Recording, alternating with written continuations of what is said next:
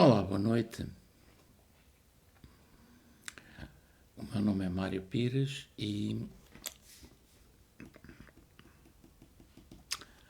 estou aqui a fazer um evento Troia da Câmara número 5.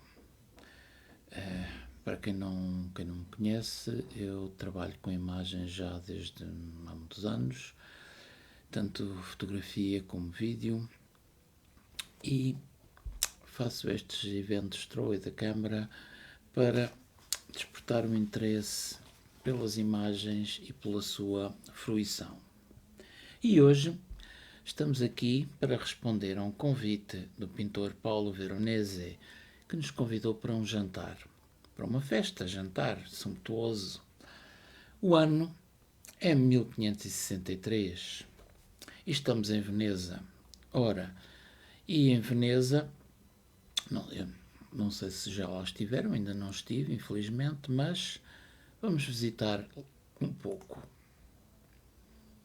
Ora, Veneza está sobre as águas e aqui estamos a ver o convento de Santa Maria Maggiore, dos monges da Ordem Beneditina. Ora, esses monges tinham um refeitório do seu convento, que de certa altura precisou de algumas obras de ampliação, e convidaram o pintor Veronese para pintar um quadro. Ora, nesta altura, portanto, no século XVI, Veneza era uma cidade bastante poderosa.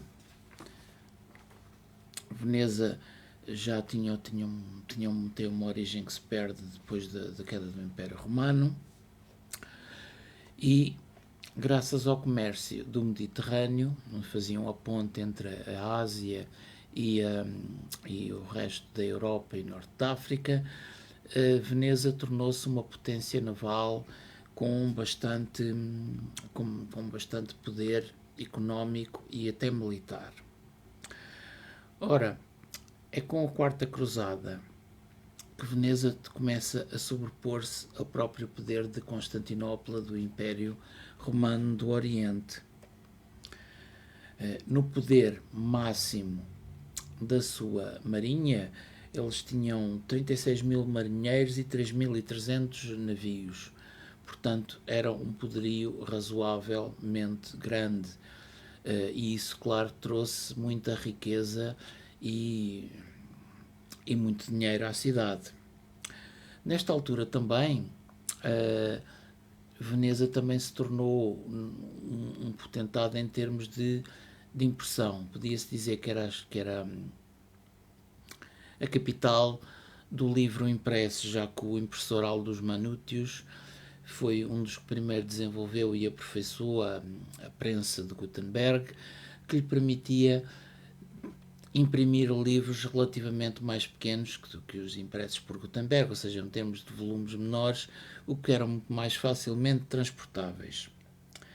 Ora, no entanto, nesta altura, portanto, em 1563, já Veneza atingiu o seu pico. Já atingiu o seu pico porque, entretanto, os portugueses descobriram o caminho marítimo para a Índia e deram cabo do comércio das especiarias aos venezianos, ou seja, nesta altura o seu poder económico e em termos de navios começa a decrescer. Nesta altura ainda é bastante poderosa e o poderio vai sempre diminuindo até ao século XVIII e XIX, até chegar hoje em dia. De qualquer maneira, eles desenvolveram a agricultura e as manufaturas. Os vidros de Murano continuam a ser muito, muito conhecidos hoje em dia. Ora, mas vamos voltar aos monges. Portanto, aqui agora estamos a ver já não um mapa, como estava anteriormente, que era um mapa de Veneza de 1500. Estamos aqui a ver, enquanto estamos aqui a ver um panorama de 1870, uma série de fotografias que se compõem para mostrar um panorama de Veneza. vamos voltar para os monges. Ora, os monges beneditinos precisavam de ilustrar o seu refeitório. Tinham um refeitório bastante grande, onde eles comiam em silêncio, segundo a regra beneditina, e essa regra apenas era quebrada por um deles ler em voz alta passagens da Bíblia. De resto, eram obrigados a comer em silêncio. Eles acharam que, para o topo do refeitório, seria interessante ter uma pintura bastante grande, praticamente 7 por 10 metros, e encomendaram essa pintura a Paolo Veronese. Ora, essa pintura nós podemos vê-la aqui.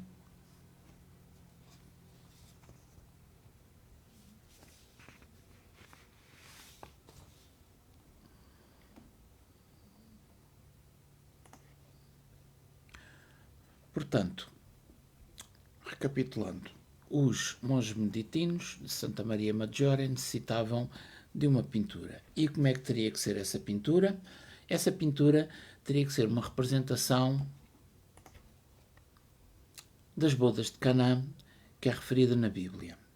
Ora, no entanto, não só tinha que ser representada essa pintura, como também devia ter o maior número de convivas que fosse possível ao pintor lá colocar no quadro. Ou seja, não seria um pequeno jantar, seria um verdadeiro banquete.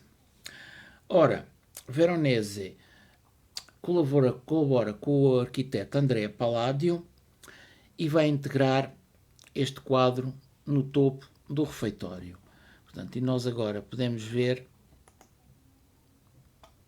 aqui, hoje em dia, como é o refeitório. Já não tem as mesas, mas tem um facsímile digital fabricado por uma empresa espanhola de acordo com o quadro. Porque o quadro foi roubado por Napoleão quando, no século XVIII, invadiu Veneza e a submeteu à sua autoridade. Portanto, os soldados franceses levaram o quadro e hoje pode ser visto no Louvre. No entanto, em 2006, 2007, foi encomendado uma reprodução facsímile digital a uma empresa espanhola que o produziu e, neste momento, podemos ver, se visitarmos Santa Maria Maggiore, podemos ver essa reprodução. Ora,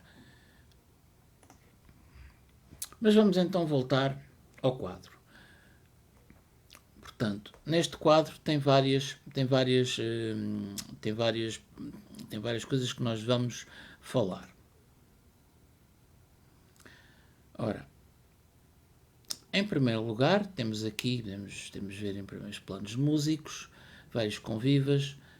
É importante a presença de Jesus Cristo e de sua mãe, a Virgem Maria, ambos assinalados com um halo à sua volta. Portanto, temos aqui também uma primeira coisa a notar, é que Jesus Cristo é o único dos personagens no quadro que nos olha de frente. Todos os outros estão ocupados a comer, ou tocar, ou a falar. Portanto, depois temos também por cima deles um friso onde vemos criados e oficiais de cozinha e várias pessoas que digamos que provavelmente estariam na cozinha, mas aqui estranhamente são representados por cima dos convidados. E temos ainda uma terceira zona que é o céu, e onde temos umas balustradas onde vemos pessoas que observam do alto o banquete cá em baixo. Portanto, temos aqui uma imagem relativamente complexa. Ora bem, vamos então analisar a pouco e pouco esta imagem. Portanto, no centro do quadro, vestidos de uma forma muito sóbria, temos Jesus Cristo e sua mãe, a Virgem Maria.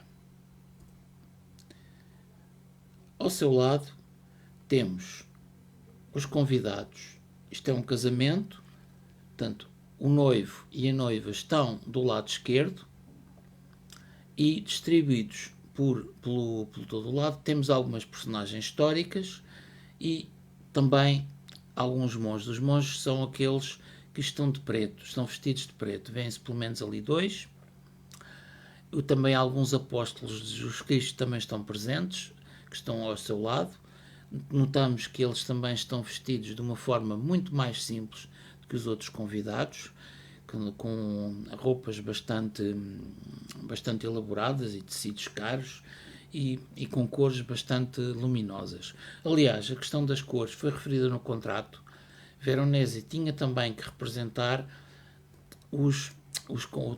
todas as personagens com cores vivas e brilhantes, portanto estava especificado.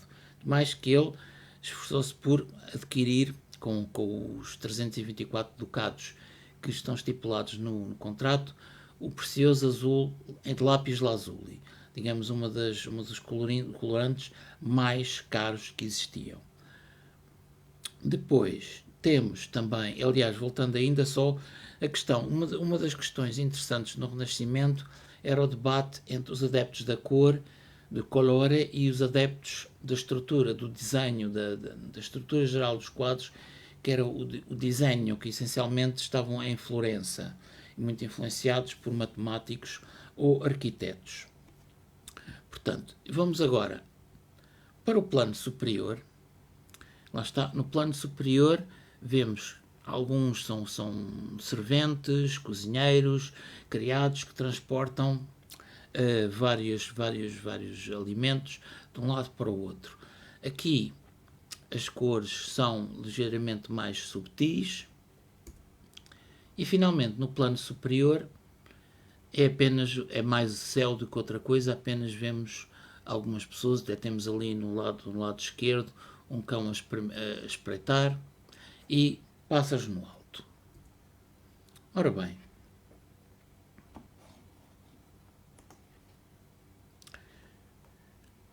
analisando melhor esta imagem, e agora volto a referir, esta imagem do casamento de Cana é referido nos escritos sagrados cristãos como o primeiro milagre de Jesus Cristo, em que Jesus Cristo transforma água em vinho. Ou seja, a história é muito simples. Jesus Cristo vai a um casamento na cidade de Galileia de Caná, e aqui esta interpretação do Veronese é como se essa cidade fosse Veneza, onde estavam convidados ricos e dignatários. E aqui, efetivamente, podemos ver que neste banquete, praticamente todos os convidados são nobres, ricos, mercadores e tudo mais. E, a certa altura, os mestres de cerimónias constatam que o vinho já se gastou. A Virgem Maria refere esse facto a Jesus Cristo, diz: o vinho acabou. Ele não se sente muito impelido a agir, mas a Virgem Maria diz aos encarregados e aos serventes, dizem: façam tudo o que ele vos diz. E ele dá as instruções para encherem os jarros, e nós vemos aqui, na parte de baixo da imagem, alguém a despejar um jarro com vinho, um jarro mais pequeno para servir, outro jarro onde há um gato enrolado, e no lado esquerdo da imagem um outro servente que acabou de servir um copo de vinho que está a ser servido ao noivo. Ora, e quando depois os jarros são enchidos de água, e quando os serventes os deitam nos copos, reparam com espanto que em vez de água saiu vinho. Portanto, esta é, digamos, a história deste episódio bíblico, que, se formos a ver neste quadro, praticamente passa despercebido.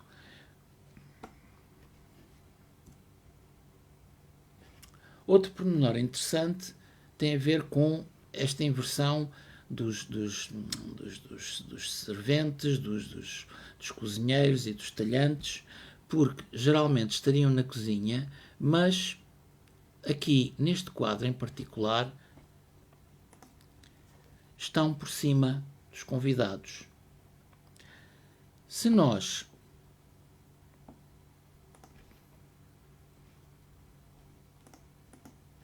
virmos com atenção, embora aqui não se veja muito bem, nós vemos que os convidados já estão no fim da refeição. Ou seja, temos ali, são uvas e outras sobremesas. Temos ali, no lado esquerdo em cima, temos uma senhora que palita os dentes. Ou seja, já estão no fim da refeição. Então, porquê é que estão aqui todos estes serventes que parece que ainda estão a cortar carne e a trazer alimentos que já foram degustados? Portanto, uma das ideias que foram pensadas para isto é que são representações simbólicas. Ou seja, é uma representação simbólica o que ali está colocado. Ou seja, e já vamos ver a questão simbólica mais em pormenor com a questão de Cristo. Cristo está no centro do quadro. Depois, temos ali por baixo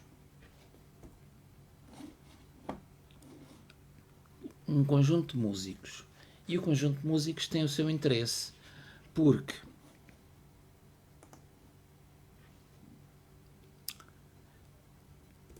pensa-se que sejam uma representação de alguns pintores venezianos, como Tiziano, Tintoretto, Jacopo Balsamo e o próprio Veronese. E também está representado por trás de Veronese Diego Ortiz, que era um mestre de capela e teórico musical da Escola Musical Veneziana. Também está representado Pietro Arantino, que era poeta e um dos que escreveu alguns poemas e textos sobre o milagre de Caná.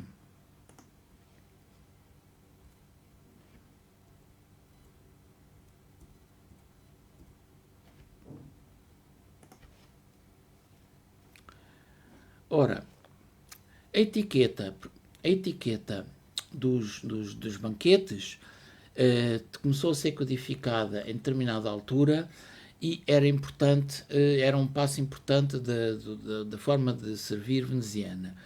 Porque, apesar disto ser o convento ser um lugar sacro, no entanto, muitos os monges beneditinos eram filhos de famílias bastante importantes, portanto não era uma ordem mendicante, assim por dizer, que praticasse a pobreza.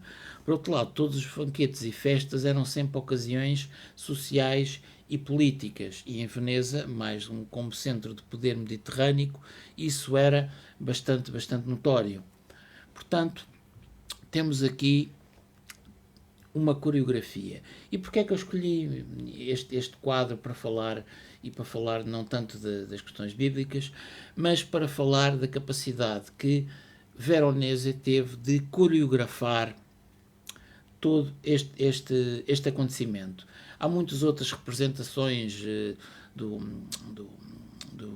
casamento em Caná, na história da arte, no entanto nenhuma com tantas personagens. E aqui o pintor é um realizador. O pintor é um realizador, é um coreógrafo, é um colorista, é um animador, porque é através da sua capacidade de colocar as pessoas no espaço, de conjugar as cores, as texturas dos vestidos, a organização do espaço tridimensional em duas dimensões, que ele mostra, como muitos outros exemplos na história da arte, que a cinematografia e a capacidade de nos fazer viajar com os olhares numa determinada cena que nos conta uma história é séculos e até milénios anteriores a Hollywood e a tudo o que nós podemos ver em filmes de hoje em dia. Portanto, a cinematografia das imagens é muito anterior às imagens em movimento. Neste caso, a imagem em movimento, os olhos são o nosso cinema, em que nós percorremos todos os planos da imagem e tentamos discernir não só os pormenores, como o sentido destas imagens. E agora vou falar um pouco sobre a questão dos músicos. Pode parecer paradoxal que os músicos, num refeitório onde é necessário silêncio, pudessem haver músicos, mas pensa-se que poderá ser alguma metáfora que Veronese quis criar para não só mostrar que os pintores de Veneza estavam em uníssono na sua obra de criar magnificência, quer em termos profanos, quer em termos religiosos, como eram também chamados trabalhadores e com capacidades artísticas, tais como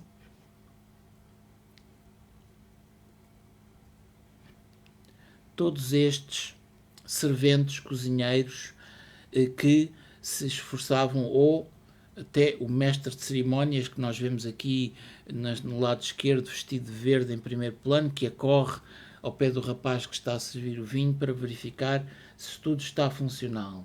Portanto, todas as pessoas envolvidas neste evento, como hoje em dia um concerto, ou um banquete de luxo, um casamento, todas estas pessoas davam o melhor da sua capacidade para que o evento decorresse da melhor forma possível, que toda a gente gostasse. O que é interessante aí é que num evento, o Veronese consegue juntar o profano ao religioso. E assim como que os elementos religiosos e o milagre está tão bem, está tão subtil, que parece ecoar a forma como Jesus Cristo não quis ostensivamente fazer um milagre e foi um pouco instado pela sua mãe a que o fizesse. Portanto, este é o primeiro de série de milagres que foram realizados por Jesus Cristo, segundo os livros religiosos, que lhes disse: sim, senhora, este é o Filho de Jesus Cristo. Ora, e ao transformar a água em vinho, que por sua vez é considerado que é o sangue, bebei o vinho que é o sangue do meu sangue, e é o chamado é o Cordeiro de Deus que vem tirar o pecado do mundo. E há aqui elementos no quadro que prefiguram esse mesmo sacrifício futuro. Imediatamente por cima dele nós temos um talhante que corta carne, e podemos presumir que seria um cordeiro. Ou seja, este talhante, ao sacrificar o cordeiro exatamente por cima de Jesus Cristo, prefigura já o seu futuro sacrifício por nós. Não se percebe muito bem, mas na mesa que está em cima, na mesa que está ao pé dos músicos, temos também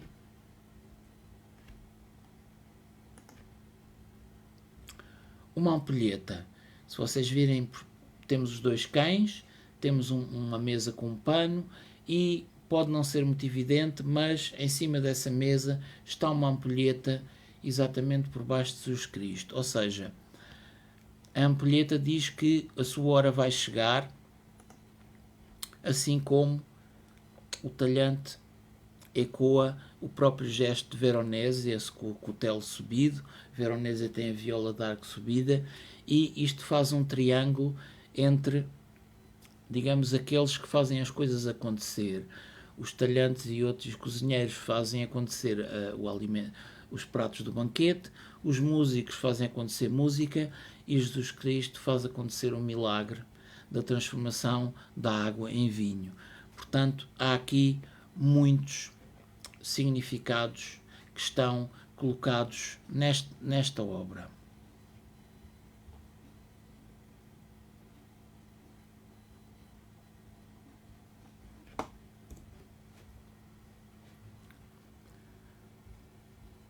Portanto,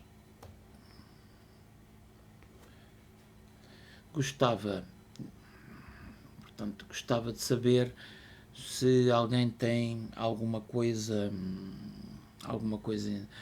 pergunta a fazer.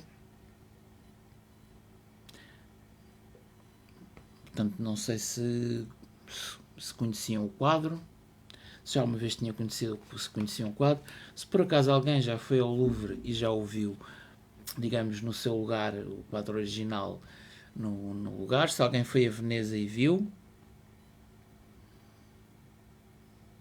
Portanto, eu estou aqui a ver se alguém quiser deixar um comentário, eu verei o comentário e responderei, se souber. Olá, Cristina, tudo bem?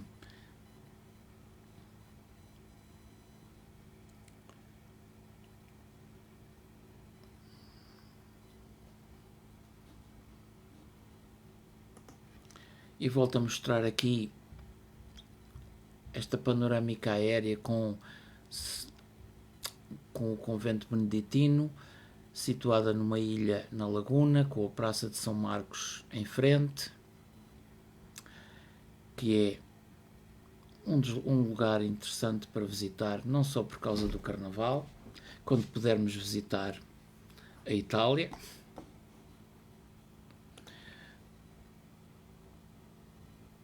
Oh, Cristina, conhece o quadro então do Louvre?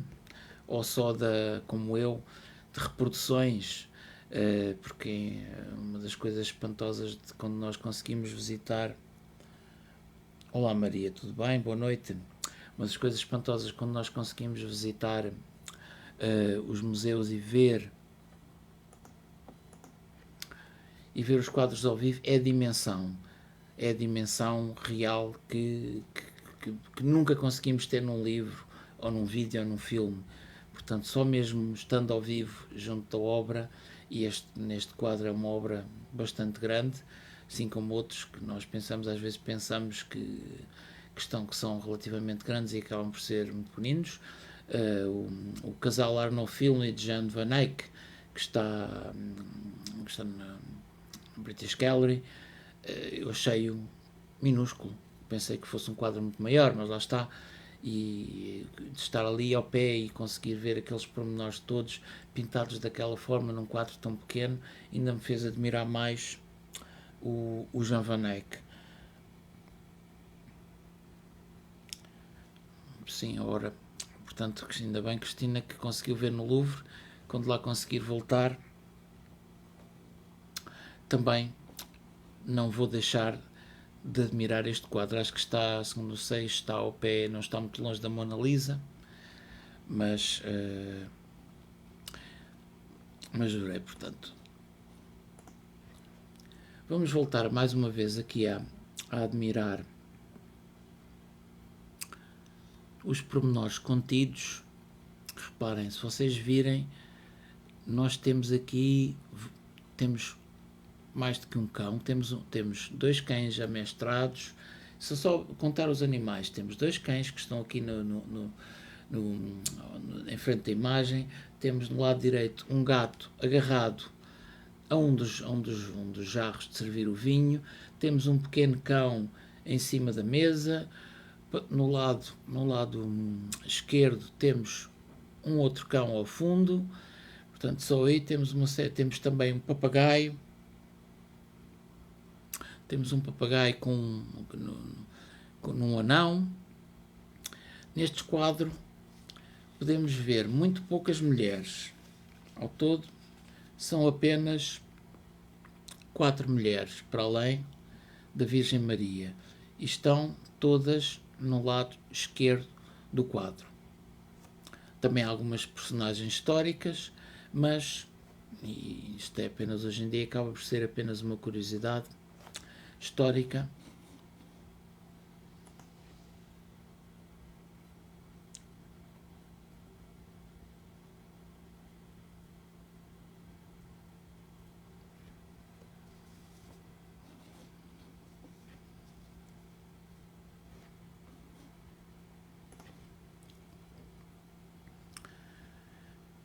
E hoje o Trolley da Câmara foi um bocadinho mais curto, mas achei interessante só analisar um pouco esta imagem. Sim, estes cães bem, no Caled os que guardavam a entrada a Cristina, o que guardavam a entrada no inferno é apenas um, mas era o Cérebros, um cão com 3 cabeças. No entanto, estes cães aqui podem ter uma simbologia, ou seja, ao estarem ali com uma trela e sossegados, apesar de toda a multidão e todo o barulho e confusão que um banquete destes acarreta, também é dá um pouco a ideia de que o decoro e digamos a temperança e uma certa humildade são virtudes cristãs. Aliás, se nós virmos, Cristo e Virgem Maria estão praticamente imóveis, enquanto todos os outros se mexem e estão a conversar ativamente. Portanto, essa simbologia destes cães também pode ser dada. Se compararmos com o gato que está do lado direito a arranhar aquela grande urna que está aos pés do convidado com o vestido verde e cor de ouro no extremo direito, temos aí um gato que arranha a urna, comparando essa temperança com a inquietude e a folia do mundo profano.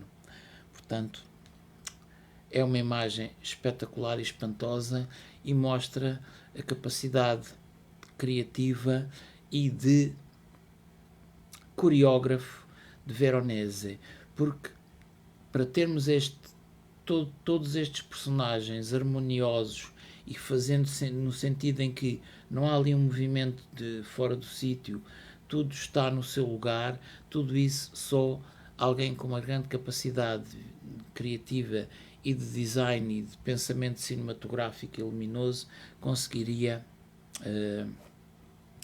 atingir. Bom, e se não houver assim nenhuma dúvida ou alguma curiosidade que queiram saber que eu possa responder, eu ia dar por terminado este Throwaway da Câmara número 5 e digo com esperança que o Throwaway da Câmara número 6 já possa ser feito presencialmente no espaço do Now Cowork no Beato. Era pelo menos a minha esperança conseguir voltar digamos, aos eventos presenciais, nunca deixando, no entanto, de continuar a fazer eventos online ou então simultaneamente presencial e em streaming para quem não puder estar presencialmente. Bom, e então quero agradecer a todos os que estiveram comigo aqui nesta noite para respondermos ao convite de Paulo Veronese. Faço a minha vénia a ele e à sua capacidade criativa e despeço-me de todos vós e até breve. Boa noite a todos.